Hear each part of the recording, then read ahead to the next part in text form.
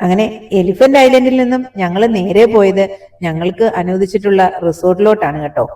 Dolphin resort എന്നാണ് ഇതിന്റെ പേര്.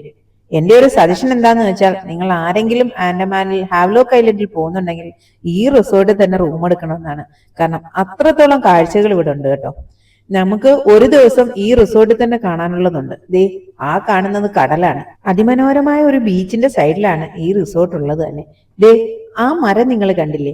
ശരിക്കും അത് കണ്ടപ്പോൾ ഞങ്ങളൊക്കെ ചിന്തിച്ചിരുന്നു, ഈ കടലിന്റെ നടുക്ക് എങ്ങനെ മരം വന്നോന്ന്. അതിനുള്ള ഉത്തരം കണ്ട് ഞങ്ങൾ ഞെട്ടിയത് പിറ്റേന്ന് രാവിലത്തെ അവിടുത്തെ കാഴ്ചകൾ കണ്ടിട്ടാണ് കേട്ടോ. അയ്യോ, അതൊരു രക്ഷയില്ലാത്ത ഒരു കാഴ്ചയായിരുന്നു. അതും ഞാൻ അടുത്ത വീഡിയോയിൽ കാണിച്ചു തരാം. കാരണം ആ രാവിലത്തെ കാഴ്ചകൾ അത്രത്തോളം ഉണ്ട്, അതുകൊണ്ടാണ്.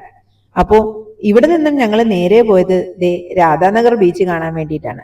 ഇതൊക്കെ വളരെ അടുത്തടുത്ത് തന്നെയാണ് കേട്ടോ, വലിയ ദൂരമൊന്നുമില്ല. ഒരു 2-3 കിലോമീറ്റർ ചുറ്റളവിലായിട്ടാണ് എല്ലാ ബീച്ചുകളും ഉള്ളത്. രാധാനഗർ ബീച്ചിന്റെ പ്രത്യേകത എന്താ വെച്ചാൽ ദേ ഈ വെള്ളം തന്നെയാണ്, നല്ല ക്ലിയർ ആയിട്ട് കാണാം. പിന്നെ ഏഷ്യയിലെ ഏറ്റവും ഭംഗിയുള്ളതും വൃത്തിയുള്ളതുമായ ബീച്ച് എന്നറിയപ്പെടുന്നത് ഈ രാധാനഗർ ബീച്ചിനെയാണ്. അപ്പൊ നിങ്ങൾ പോകുമ്പോൾ ശ്രദ്ധിക്കേണ്ട പ്രധാന കാര്യം എന്തെന്ന് വെച്ചാലേ, നേരത്തെ അവിടെ എത്തണം. കാരണം വൈകുന്നേരം ഒരു 4 മണി കഴിഞ്ഞാൽ ഇവിടെ സൂര്യൻ അസ്തമിക്കും. അതാണ് ഇവിടുത്തെ ഒരു പ്രത്യേകത.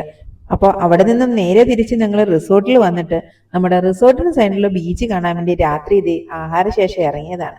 അവിടെ നിന്ന് ഫോട്ടോ ഒക്കെ എടുത്തിട്ട് തിരിച്ചു നടക്കുമ്പോഴാണ് ദേ തറയിൽ കൂടി കുറെ ആൾക്കാർ ഇങ്ങനെ പോകുന്നത്. അപ്പം ആദ്യം നമുക്കൊരു കൗതുകം തോന്നി, കാരണം നമുക്കിതൊക്കെ ആദ്യത്തെ കാഴ്ചയാണല്ലോ. അങ്ങനെ മൊബൈലിന്റെ വെട്ടത്തിൽ സൂക്ഷിച്ചു നോക്കിയപ്പോഴാണ് മനസ്സിലായത് ഇതൊക്കെ ശംഖുകളാണ് കേട്ടോ.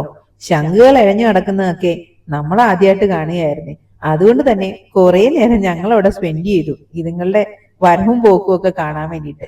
അങ്ങനെ ഇതിന്റെ വിശേഷങ്ങളൊക്കെ നമ്മൾ അവിടുത്തെ ജീവനക്കാരോട് അന്വേഷിച്ചപ്പോഴാണ് അവർ പറയുന്നത്, രാത്രിയിൽ നിങ്ങൾ അധികം അവിടെ നിൽക്കണ്ട, അവിടെ കടൽപ്പാമ്പും ഉണ്ട്, ഇത് മാത്രമല്ല എന്ന്.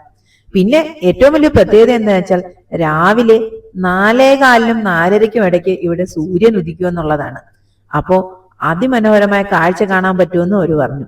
പിന്നെ ഒന്നും ചിന്തിച്ചില്ല, എത്രയും പെട്ടെന്ന് തിരിച്ച് റൂമിലേക്ക് കയറി. കാരണം രാവിലെ ഇവിടെ വന്നിട്ട് അത് നമുക്ക് മിസ് ചെയ്യാൻ പറ്റില്ലല്ലോ. ശരിക്കും ലൈഫിലെ ഏറ്റവും നല്ല ഒരു പുലർക്കാലം ഏതെന്ന് ചോദിച്ചാൽ അത് പിറ്റേ ദിവസം നമുക്ക് കിട്ടിയ കാഴ്ചയായിരുന്നു കേട്ടോ. അപ്പം ആ വിശേഷങ്ങളുമായിട്ട് നമുക്ക് ഉടനെ വരാം.